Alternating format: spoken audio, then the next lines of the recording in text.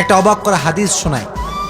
ফাতেমা এমন একজন বউ ছিলেন যিনি তার স্বামীর কাছে কোনো আবদারি করতেন না, কোনো কিছু চাইতেন না।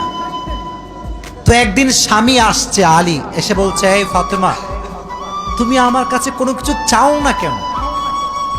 কিচ্ছুই চাও না, আমি চাই তোমাকে দিতে, তুমি নিতেই চাও না। আজকে তুমি এমন একটা কিছু চাইবা যেটা খাওয়ার জিনিস হবে, আমি তোমাকে নিয়ে এসে খাওয়াবো, আমি তোমাকে নিয়ে এসে। তো ফাতেমা বলছেন, না দরকার নাই। কি দরকার? থাক না, কোনো প্রয়োজন নাই। তো আলী আজকে নাসরবান্দা, না আমি খাওয়াই ছাড়বো আজকে, বলো কি খাবা। তো চাওয়ার একটা লিমিটেশন আছে। উনি বললেন, আমার কিচ্ছু লাগবে না, জাস্ট বাজার থেকে একটা আনার নিয়ে আসবেন। কি নিয়ে আসবেন?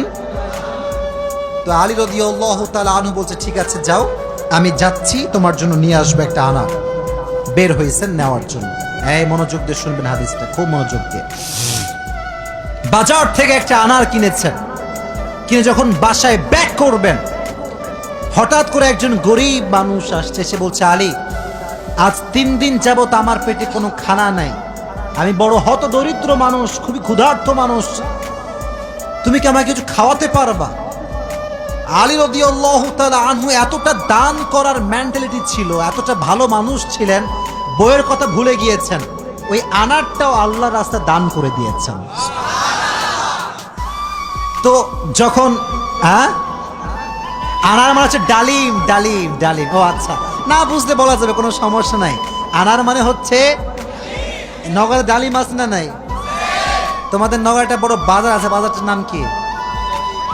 ওখানে দেখবা রাস্তার বাম পাশে সবগুলো বসে না, ফলের সব দেখবা, অনেক অনেক অনেক আপনার আঙ্গুর রাখা আছে, বেদানা রাখা আছে, আছে না নাই? আপনারা বেদানাও বলেন, ডালিমও বলেন। আচ্ছা, তো উনি দান করে দিয়েছেন। তো যখন দান করে দিয়েছেন, হঠাৎ করে মাথায় আসছে, তো কার জন্য ছিল? ফাতেমার জন্য। বলেন, কার জন্য ছিল? তো মনটা খারাপ যে জীবনে বউ একবার চাইলো, তাও খাওয়াইতে পারলাম না, মানুষকে দিয়ে দিলাম। বাসায় আসছে, মনটা খুবই খারাপ। তো বউয়ের ভালোবাসা কাকে বলে খুব ভালো করে বুঝবেন।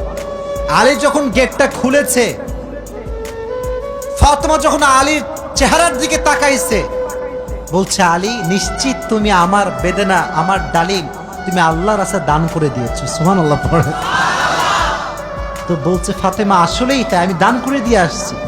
তো বলছে, আলী, তুমি যদি আমার জিনিসকে আল্লাহর রাস্তায় দান করে খুশি হও, আমি ফাতেমা তাতেই খুশি হয়ে গেলাম। অবাক করা বিষয় দেখেন, হঠাৎ করে একজন মানুষ বাসার গেটে নক করেছে, এই কেউ কি আছে বাসায়? গেট খুলেছে, তো দেখছে গেটের বাইরে দাঁড়িয়ে আছে একজন সাহাবী, তার নাম হচ্ছে সালমান ফারসি। তার নাম কি? এদিকে পেছনে কিয়ামত হয়ে যাক, তোমরা আমার দিকে তাকাও। তার নাম কি? সালমান ফারসি। বলছে, কি হয়েছে আপনার, হঠাৎ করে আপনি আমাদের বাসায় আসছেন? বলছে, নবীজি তোমার জন্য 9টি আনার হাদিয়া পাঠিয়েছেন।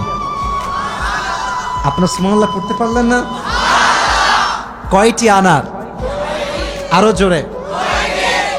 তো আলী বলছেন, নো, এটা আমার না, এটা আমার হতে পারে না। সালমান ফারসি বলছে, কেন? এটা তোমার জন্য পাঠিয়েছে।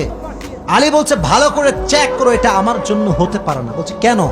বলছে, আল্লাহ তাআলা কোরআনে বলেছেন, মান জাআ বিল হাসানাতি ফালাহু আশরু আমসালিহা, যে আল্লাহর রাস্তায় একটা দিবে, আল্লাহ তারে 10 গুণ বাড়ায় দিবে।